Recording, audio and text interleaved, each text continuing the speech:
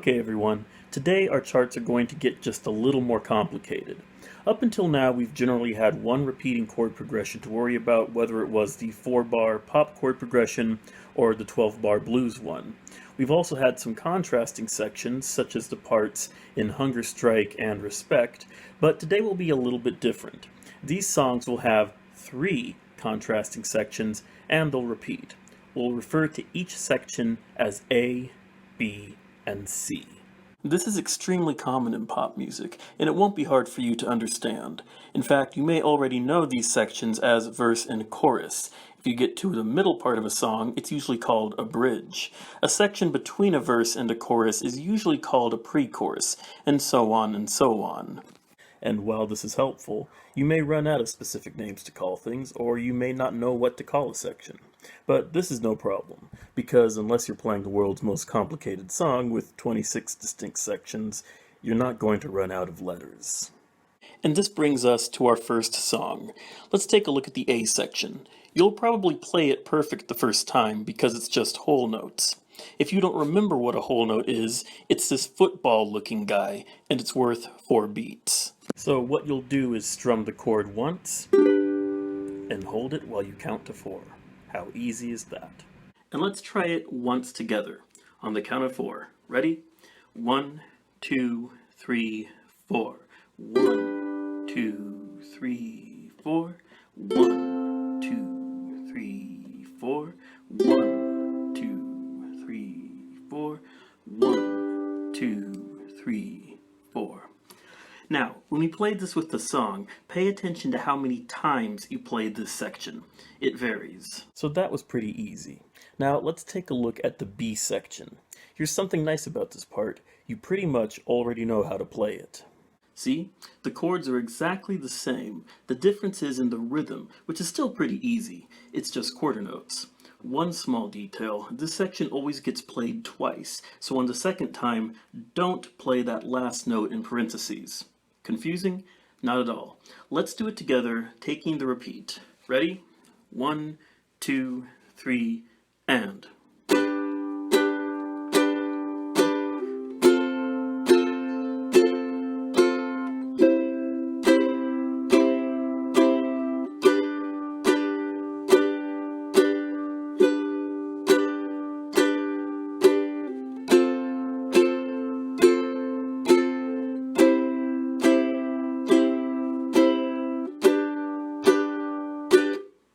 Okay, so we have 2 pretty easy sections, and guess what? The C section has exactly the same chords. The one difference here is the rhythm, which if you can read this, I'd be pretty impressed. Looks intimidating, right? Well, it's actually very simple to play. I've written it out so you can see what it looks like, but all you really need to do is just listen. Think of 4 shortish beats with 2 quick ones at the end. 1, 2, 3, 4, 5, 6. And here's some good news. This rhythm matches the bass line of the song during this part, so it's very easy to follow. Try doing it with me. Ready? 1, 2, 3, and. 1, 2, 3, 4, 5, 6. 1, 2, 3, 4, 5, 6. 1, 2, 3, 4, 5, 6. 1, 2, 3, 4, 5, 6. Now that we have all that, let's take a look at the song. Red Balloon by Charlie XCX. Charlie XCX was born Charlotte Atchison in Cambridge, England, 1992. She began posting music online in 2008 and was signed to Asylum Records in 2010 at age 18, performing music that could be described as a mix of electronic dance, pop punk, and alternative. She became especially well known with the release of her song Boom Clap, which was featured in the movie The Fault in Our Stars. In 2015, DreamWorks released the animated alien adventure Home, which featured her song Red Balloon, and it's that song we're taking a look at now. The song's form is pretty simple to follow, but here's a quick refresher. After the introduction, it goes A section, B section, C section. The only thing to watch out for is how many times the A section repeats. The first time is 4, the second time is 3, and at the very end of the song, you play it 2 more times. I'll remind you, don't worry. Alright, let's try this. If you got troubles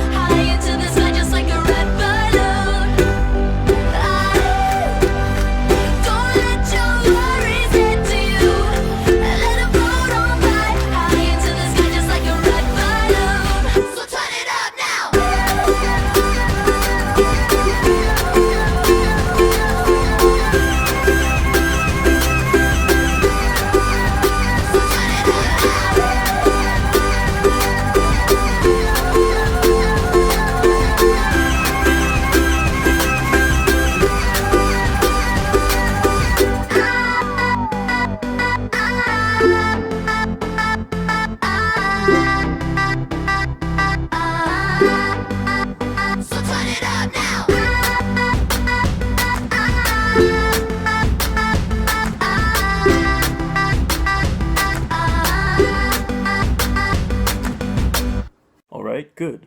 Now practice if you need to or want to, and otherwise we're moving on. Now, one of the reasons we talk about form so much is, just like chord progressions, it gives songs some structure. It's hard to play when everything seems like it's just a random mess, and thinking about the form of a song gives it a shape in our mind and puts things in order. Now take this example. This is the A section to the next song we're going to do. There's more going on than in Red Balloon, but you can handle it. Plus, we're bringing back our A minor chord. So let's try this. We're going to do a half note beat, so 2 strums per measure.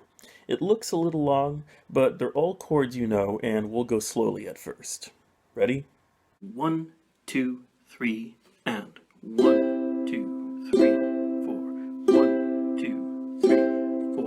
1, 2, 3, 4. 1, 2, 3, 4. 1, 2, 3, 4. 1, 2, 3, 4. 1, 2, 3, 4.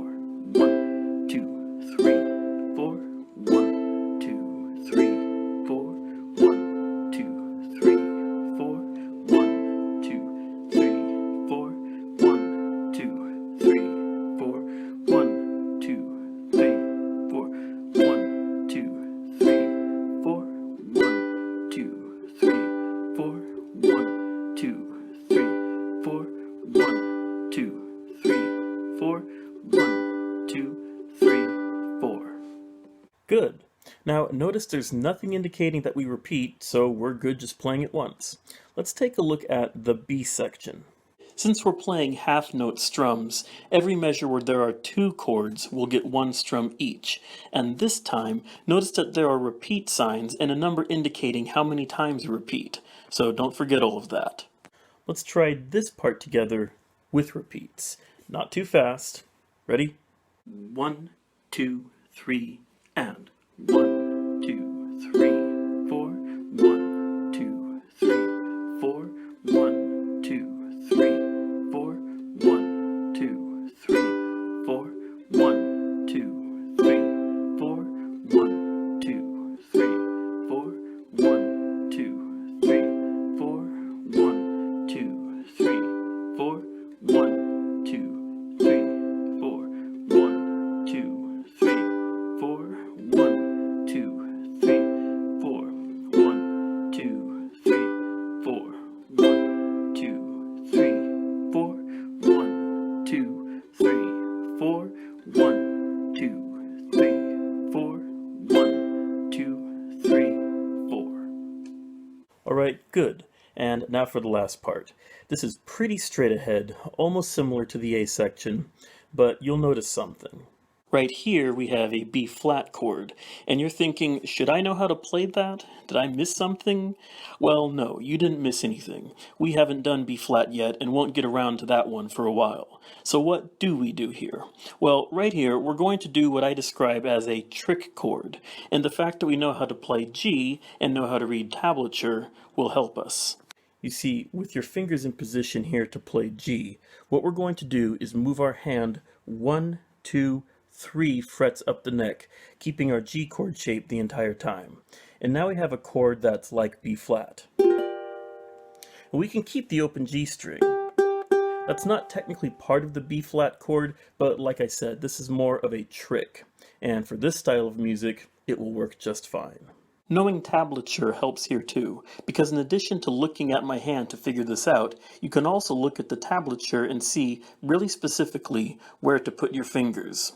And remember, as you're counting the frets, most ukuleles and guitars and basses, for that matter, have dots built into the fretboard at the 5th, 7th, and 12th frets. Guitars and basses usually also have a dot at the 3rd and 9th fret, but ukuleles will have one at the 10th fret. And it's common for there to be 2 dots on the 12th fret. So if you were wondering why these were here, that's why. They're to help you quickly see what fret you're on. Sometimes fretted instruments don't have them for stylistic reasons, and sometimes instead of dots, they might have cool designs. But whatever they are, I find them useful, and you should too. My main ukulele here doesn't have one on the 3rd fret, but I've seen some ukes that do. And of course I have one on the 5th, 7th, 10th, and then 2 dots right here to show me the 12th fret. And here's 15, right down here. But back to the C section. Most of the chords repeat, so that's kind of helpful. It sort of slows down how fast you have to change your hand shapes. And this trick chord I just told you about happens right after the G, so you don't need to change your hand shape here at all. Just slide your whole hand up. Let's give this whole thing a try. Ready? 1, 2, 3, and 1, 2, 3, 4. 1, 2, 3, 4. 1, 2, 3, 4. 1, 2, 3, 4. 1, 2, 3, 4. Ready and slide up. 2, 3, 4. 1, 2, 3, 4. 1, 2, 3, 4. 1, 2, 3, 4. 1, 2, 3, 4. 1, 2, 3, 4. Alright, now that we've gone over all three sections, let's take a look at the song and the band. This is called Sheena is a Punk Rocker by a band called The Ramones. The Ramones formed in New York City in 1974 and were one of the first true punk rock groups, playing music that was loud, fast, and intentionally obnoxious. And it was awesome. Though none of the members were related, they all created stage names that ended with the last name Ramone. So in the beginning, there was Johnny Ramone, Joey Ramone, Dee Dee Ramone, and Tommy Ramone. They had heard that the Beatles' Paul McCartney used to check into hotels under the assumed name of Paul Ramone, and the idea came from there. The Ramones were hugely influential on the New York City punk scene and rock music in general, inspiring later bands like Nirvana, Green Day, and even Metallica. They were also initial mainstays at the iconic New York club called CBGB's. Though it closed in 2006, CBGB's was itself famous for showcasing punk bands in the 70s and 80s. Ironically, it wasn't meant to be a punk club at all. The initials stood for country, bluegrass, and blues. But things have a way of going in unexpected directions, and punk took over. So let's take a look at their 1977 classic, Sheena is a Punk Rocker. Now, like Red Balloon, its structure is basically A, B, C. There's a small ending part, which is basically the B section fading out, but that's it. One thing though, this song does go somewhat fast. It's nothing we can't handle using half-note strums, but it might take some practice. So don't be afraid to try it a few times. I love this song, and it's pretty fun to play. So let's do it. Go!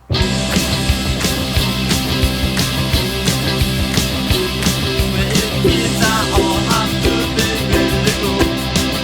They're ready to go now. They got their suits and they're going to the discotheque to go. But she just couldn't stand. She had to break away. On New York City really has it on. Oh yeah, oh yeah.